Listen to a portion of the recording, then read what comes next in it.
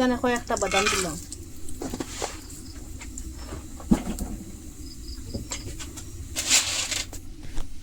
আর 3 চামচের মতো চানার ডাল দিলাম, আর বাদাম দিলাম আর 3 চামচ।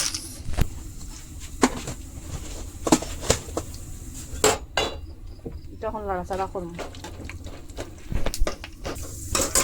এখন এখানে রসুন দিয়ে দিন, যে রসুন কাটিয়ে রাখলাম, আর এই যে পেঁয়াজ, আর এই যে টমেটো,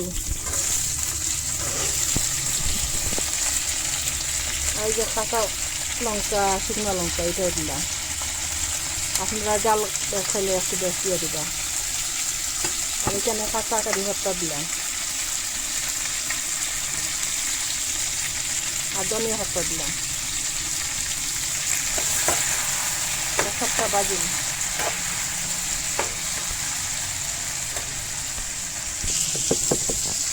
এখানে লবণ দিলাম। ইডলির চাটনি বানাইলাম। এটা ওরকম বাজার করে এখন গ্যাসটা অফ করে দিলেন।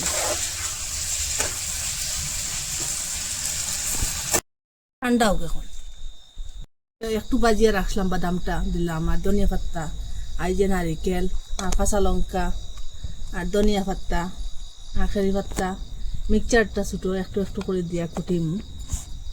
এখানে জলের বদলে দুধ দিয়া দিলাম, একটু একটু করে দিয়া কুটিলাম এটা। আর একটু দুধ দিলাম, ওরকম দুধ দিয়া দিয়ে আমি এটা কুটিলাম। ওরকম করে কুটিলেছি, একটা বাটির মধ্যে রাখুন। আর বাকি যেটা আছে ওরকম করে কুটিলাম। সামান্য লবণ দিলাম,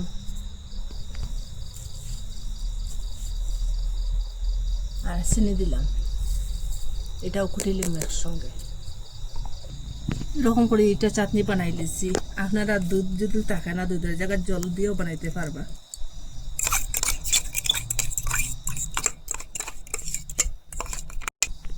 সেম মিক্সচারও আবার আর একটা চাটনি বানাইলাম, একটা 2 ধরনের চাটনি বানাইলাম।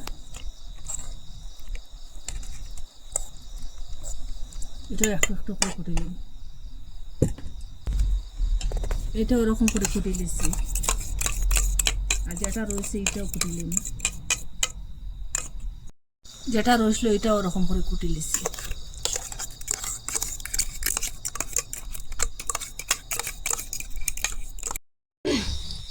কড়াইয়ের মধ্যে ঘি দিলাম।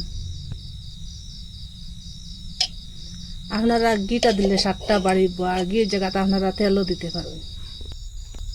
ঘির মধ্যে যে কারি পাতা দিলাম,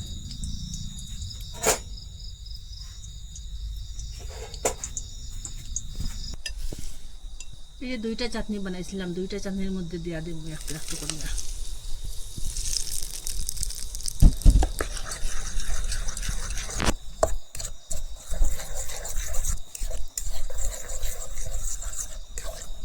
দুইটা চাটনি রেডি করে ওরকম বানাইতে পারবা। চাটনিটা আপনারা কইতে কি দেখরা কমেন্টের মধ্যে নিশ্চয় জানাইবা। ভালো লাগলে লাইক, কমেন্ট, শেয়ার, সাবস্ক্রাইব করবা। আজকের ভিডিও এখানে শেষ। নতুন আর একটা ভিডিও নিয়ে ফিরে আসবো বন্ধুরা।